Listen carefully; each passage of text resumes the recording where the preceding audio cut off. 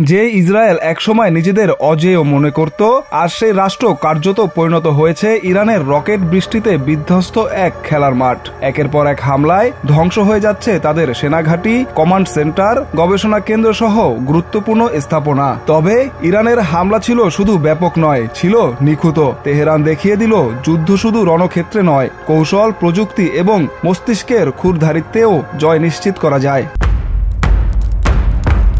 যে প্রতিরক্ষা ব্যবস্থা ছিল ইসরায়েলের গর্ব, সেই আয়রন ডোমই এবার পরিণত হয়েছে এক অবিশ্বস্ত ছিদ্রপথে। একসময় যার ইন্টারসেপশন রেট ছিল 90%, এখন তা নেমে এসেছে 60%-এরও নিচে। এককালে যেটাকে মনে করা হতো আনটাচেবল জোন, আজ সেখানেই পড়ছে ড্রোন, মিসাইল আর সাইবার স্ট্রাইকের অঝোর বৃষ্টি। ইরানের পরিকল্পিত আঘাতে ধসে পড়েছে ইসরায়েলের প্রতিরক্ষা। যিনি একসময় মিস্টার সিকিউরিটি নামে পরিচিত ছিলেন, সেই নেতানিয়াহু আজ কার্যত নিঃশব্দ।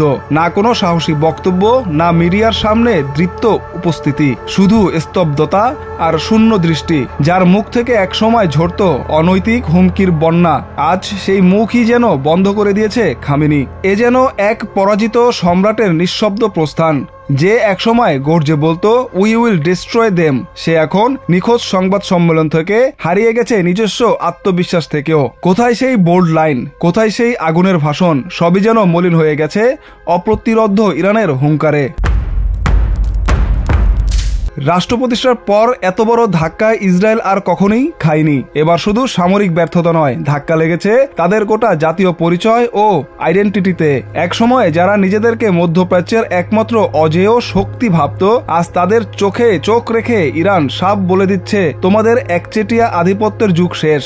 আর মজার ব্যাপার হচ্ছে, যিনি একসময় বলেছিলেন only force can stop Iran, সেই ডোনাল্ড ট্রাম্পই এখন বারবার বলছেন সিজফায়ার নাও। বিশ্বব্যাপী পাল্টে যাচ্ছে বয়ান, পাল্টে যাচ্ছে শক্তির ভারসাম্য।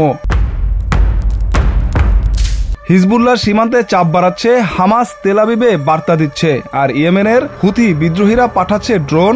একযোগে এতগুলো ফ্রন্ট খুলে ইসরায়েলের বিরুদ্ধে এমন সমন্বিত আঘাত এর আগে কেউ কখনো হানেনি। এটি আর শুধু যুদ্ধ নয়, এটি এক যুগের অবসান। এটি একটি হিজিমনিক ম্যাথের পতন। যেখানে ইসরায়েল ছিল অজেয় ও অপ্রতিদ্বন্দ্বী এক শক্তির প্রতীক, সেই শক্তির মুখে এবার পড়েছে ঐতিহাসিক চপেটাঘাত। এখন সবচেয়ে বড় প্রশ্ন, ইসরায়েল কি সত্যি ঘুরে দাঁড়াতে পারবে, নাকি তারা কার্যত আত্মসমর্পণ করে ফেলেছে? কারণ যুদ্ধবিরতির আহ্বান সাধারণত সেই মুখেই আসে যেখানে বিজয়ের আত্মবিশ্বাস থাকে না। আজকের মধ্যপ্রাচ্য আর আগের মতো নয়, এখন শেষ হয়ে যাচ্ছে একক আধিপত্যের যুগ। নতুন বাস্তবতা গড়ে উঠেছে যেখানে ইরান নেতৃত্ব দিচ্ছে এক পরিবর্তনের ধারায়। এই যুদ্ধ শুধু মিসাইল বা ড্রোনের নয়, এটি একটি ন্যারেটিভ যুদ্ধ, এবং সেই ন্যারেটিভ স্পষ্টভাবে বদলে যাচ্ছে ইসরায়েলের বিরুদ্ধে আর ইরানের পক্ষে।